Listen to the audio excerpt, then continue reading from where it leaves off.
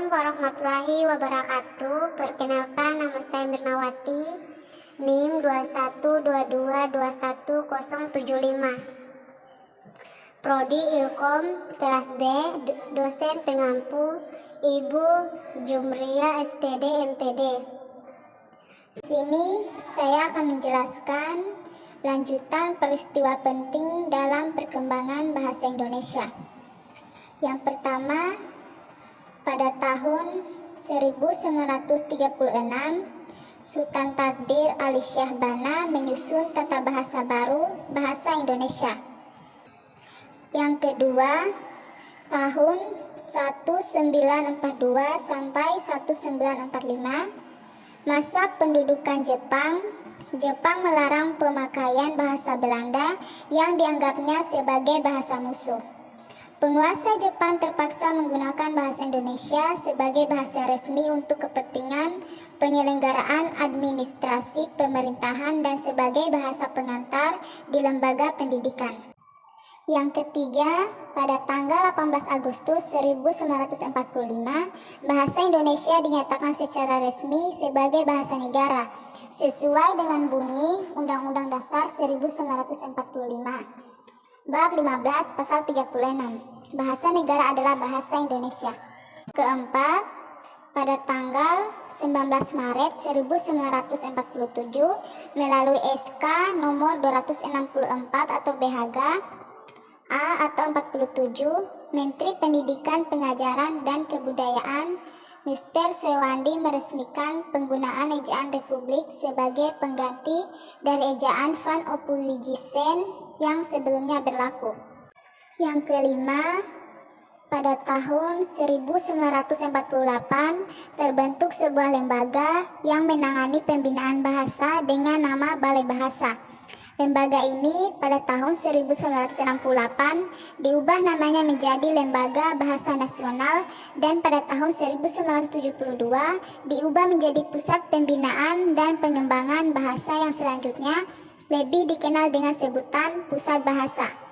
Yang keenam, pada tanggal 28 Oktober sampai 2 November 1954 dilaksanakan Kongres Bahasa Indonesia II di Medan. Kongres Bahasa Indonesia II ini adalah perwujudan mengenai tekad bangsa Indonesia untuk tetap terus menyempurnakan bahasa Indonesia yang diangkat menjadi bahasa kebangsaan serta ditetapkan menjadi bahasa negara Indonesia. Yang ketujuh, tanggal 16 Agustus 1972, Presiden Republik Indonesia pada masa itu, yaitu Presiden Soeharto, meresmikan penggunaan EYD atau Ejaan Bahasa Indonesia yang disempurnakan melalui pidato kenegaraan di depan sidang DPR yang dikuatkan pula dengan keputusan Presiden nomor 57 tahun 1972. Yang ke-8, pada tanggal 31 Agustus 1972, Menteri Pendidikan dan Kebudayaan pada masa itu menetapkan mengenai pedoman umum ejaan bahasa Indonesia yang disempurnakan serta pedoman umum pembentukan istilah resmi diberlakukan di Indonesia atau wawasan Nusantara.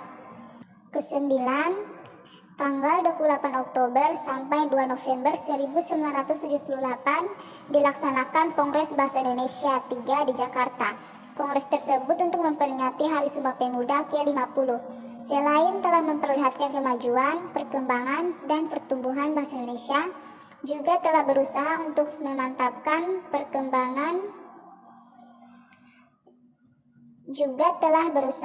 memantapkan kedudukan serta fungsi bahasa Indonesia itu sendiri.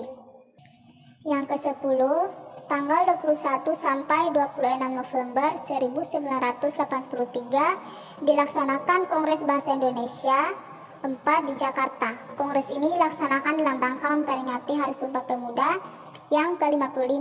Dalam putusannya disebutkan bahwa pembinaan dan pengembangan bahasa Indonesia harus lebih ditingkatkan agar amanat yang tercantum di dalam garis-garis besar haluan negara yang ke-11 tahun 1988 dilaksanakan Kongres Bahasa Indonesia 5 di Jakarta. Kongres Bahasa Indonesia 5 ini dihadiri oleh sekitar 700 pakar bahasa Indonesia dari seluruh Indonesia serta terdapat peserta tamu dan berbagai negara sahabat.